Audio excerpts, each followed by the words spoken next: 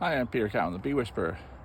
I'm in my Good Shepherd Food Bank yard today, and just at the point where I'm taking all of my single brood chamber colonies up to double brood chamber colonies. Now, as it's already, the 10th, 11th of June, I'm behind my normal schedule for getting my second deeps on in this yard in particular. And so I may go straight from single brood chamber management, where I would go from a single deep to a double deep and let them grow. I'm going to do a trial here where I'm going to take some of those colonies, and instead of making them go up into a second brood chamber, just put on the queen excluder and have them build straight into the second without having increased room for brood production there. So normally what I would do is go from a single deep here, where the brood chamber is filling up nicely, add another brood chamber onto the top where the queen would be free to lay up in those supers, and that's what I'm going to do with at least 16 of these colonies. And maybe I'll take 8 and put the queen excluder on and put the second deep on that way as the honey super. It'll be a good trial. I think it's a little bit early to do it. I think I'm asking for swarming if I do that, but I'm going to see. And if I do see swarm cells developing, I will have to act quickly to prevent losing them up into those trees. So that's what I'm going to try today. I wanted to see just how much flexibility I have in terms of doing that swap, because a lot of people are asking me about single brood chamber management, and I want to do a little variation on those manipulations today in order to see what the effect is. There could be effect on later honey production, because I'm going to be restricting the queen's ability to lay to that single brood chamber. But generally speaking, the queen only has about 8 to 10 frames of brood typically by the time we get into that stage anyway. And right now she's getting close to that anyhow in the single brood chamber. So let's see how we do.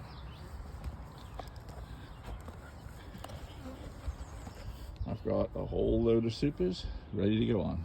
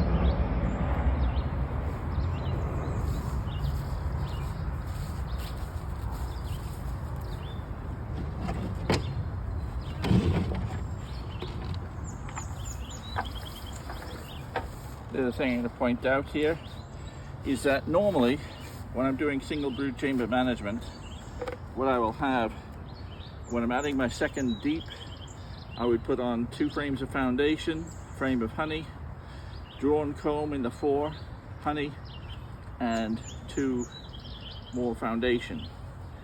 I'm getting low on drawn comb now, so what I'm doing is 3 frames of foundation, honey, drawn comb, honey, and they're not entirely full of honey, there's some honey, and then more foundation. Generally speaking, that's what I'm putting on. This will get me more comb drawn. It means the brood chamber won't build up quite as fast, but that's what I have to do this year.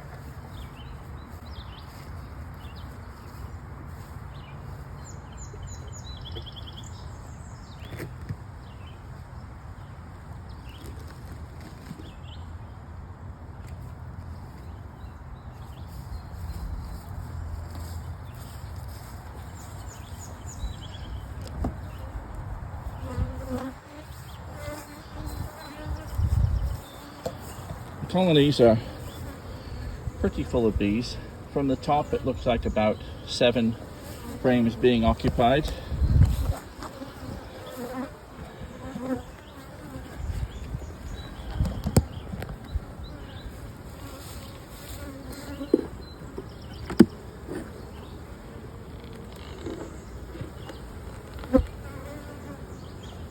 From the bottom, more like 6.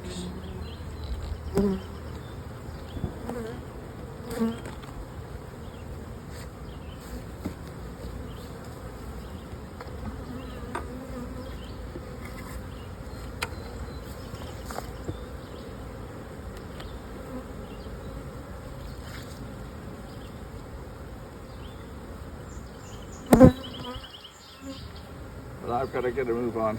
I've got to get the space on the hives, because otherwise I'm going to run out of time.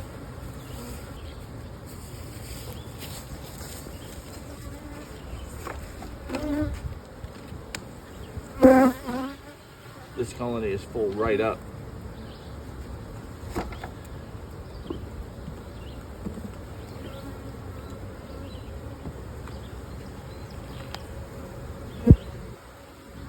More like 8 frames of bees.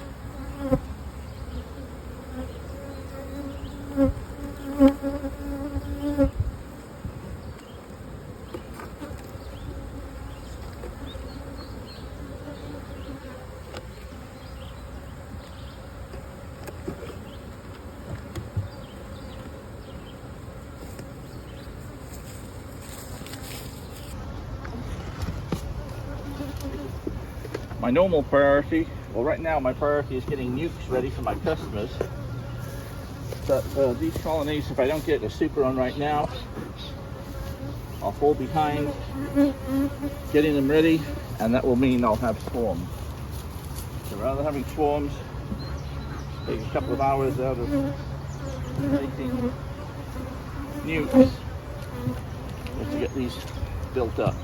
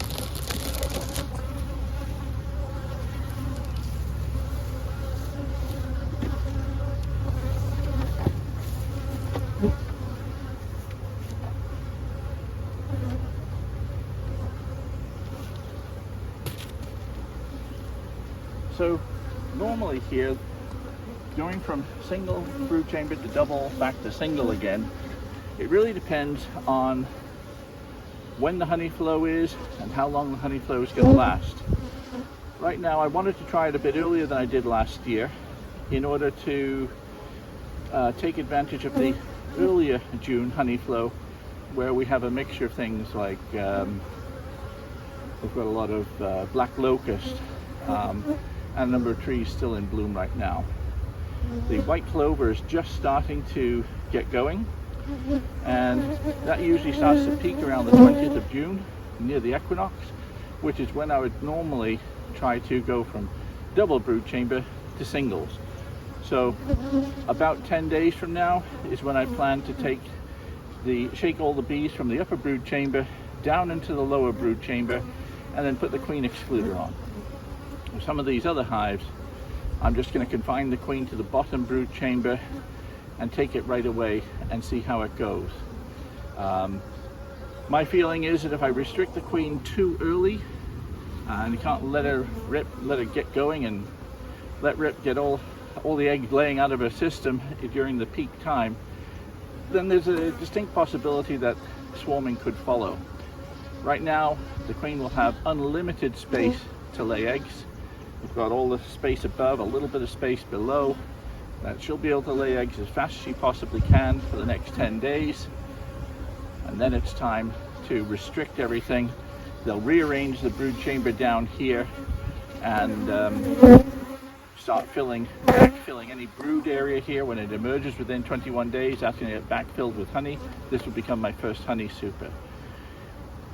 The other colonies, I'm going to do something different. I'm going to put the queen excluder on right away, and that means they'll have to get this bottom brood chamber reorganized right away, and all they'll be able to store up here is honey. We'll see how it goes. I might be doing it too early. I might regret it. We'll see.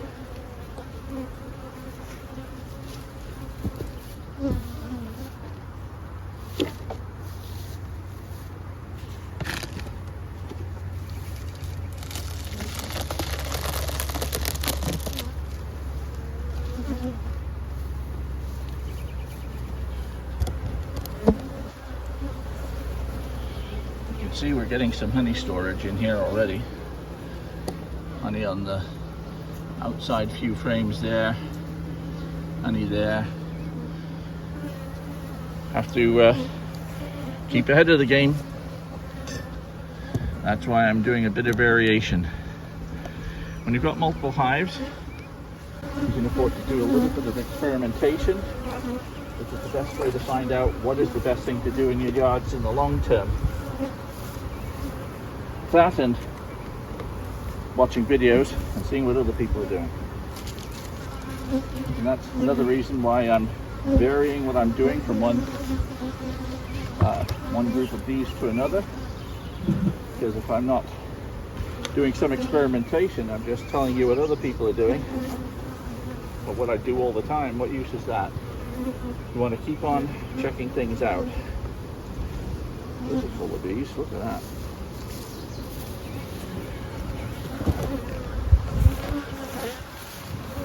That is definitely ready for some room.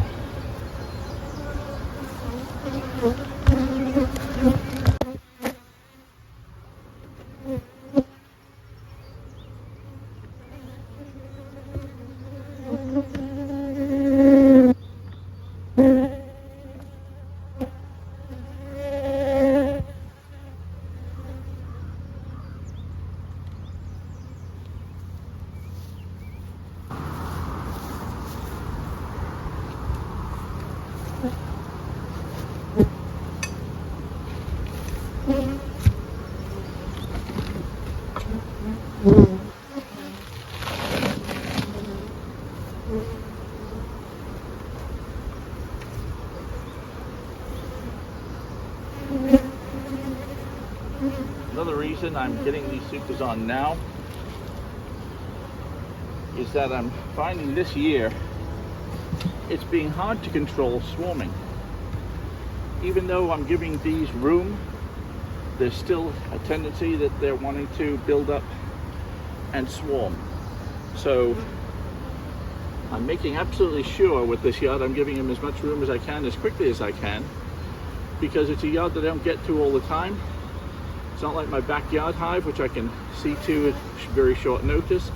I've got to make sure that I set it up for the minimum amount of maintenance. And this year, it seems that even though we're putting room on our hives in good time, we're getting more than a normal amount of swarming. Now, I'm not actually having that many swarms, but I'm catching them. I'm seeing queen cells getting built, but I'm trying to avoid losing swarms.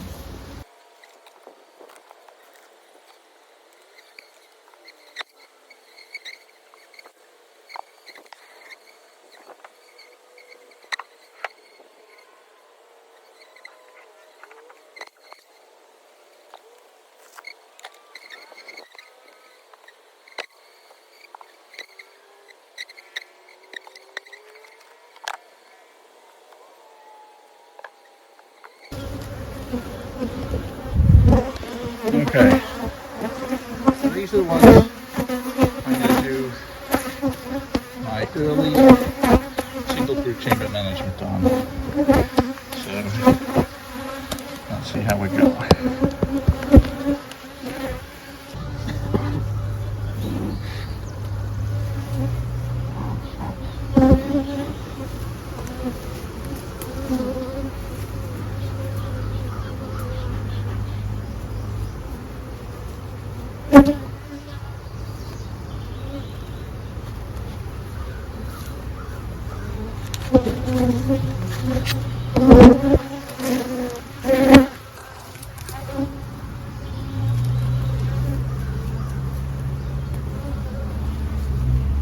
A lot of folks actually ask me, do I prefer this metal or plastic queen excluders?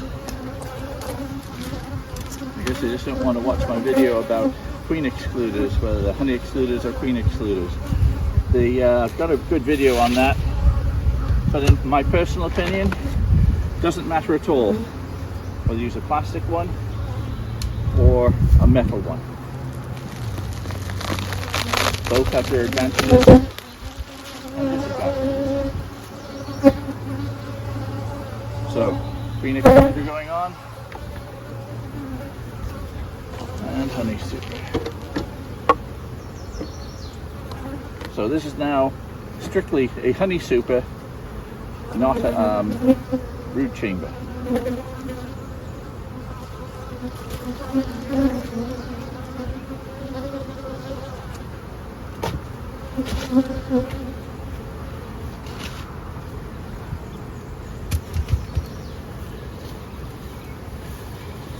Notice here, I forgot to bring a proper telescopic cover or inner cover with me, so I improvised.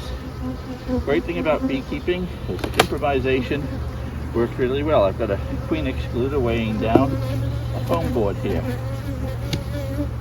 and whilst I'm not intending for us to last this way for a while, I've had it like this for a couple of weeks. I keep on forgetting to bring that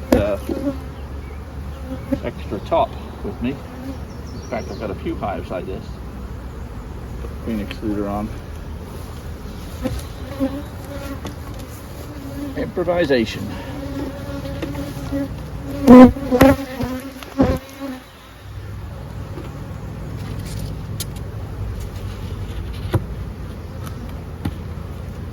I'll hold it down just as well. So what's going to happen here is, instead of going into two brood chambers for the queen to keep on laying here, she's going to have to make the best use she can out of a single brood chamber here, and this will just be able to be used for honey storage. So we'll be able to compare. These colonies are all more or less of a muchness. I'll be able to compare how much better one set does than another, if it's measurable at all. I expect it's going to be very, very similar in terms of production between the two, but if anything, the reason being is that this is going to be just storing honey from 10 days earlier than the other boxes, and I think that will probably more than make up for the lack of honey that they have relative to having a bigger brood nest and therefore more field bees in 3, 4, 5 weeks time. Depends how the honey flow goes. If we have a long honey flow and it goes well into July, the colonies that had the double brood chamber for 2 weeks or so will do better because they'll have a big field force for the latter stages of the honey flow. But given the last 3 years, what I've seen is the honey flow die to death in the first week of July. These bees will be storing me more honey earlier on, whereas the other ones will be working on brood building. Let's see how it goes.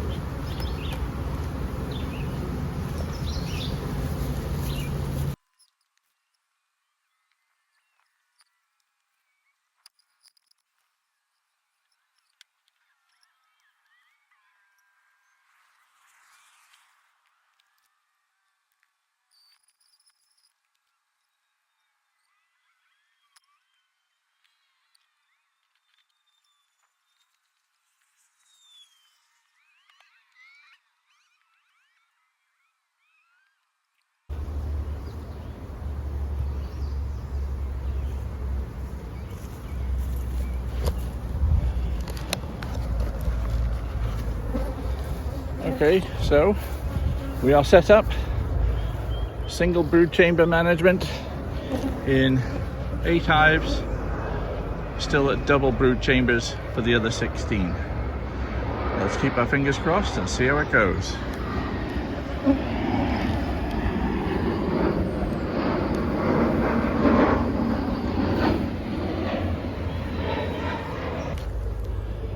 So single brood chamber management is a way in which you can get a lot more honey, I believe, and manage your hives with things like mite treatments and managing the brood chamber in a much more efficient way. Now, I'm just starting it off a little differently this year in some of my hives. Let's see how that works. I'm Peter Cowan, the Bee Whisperer. See you next time.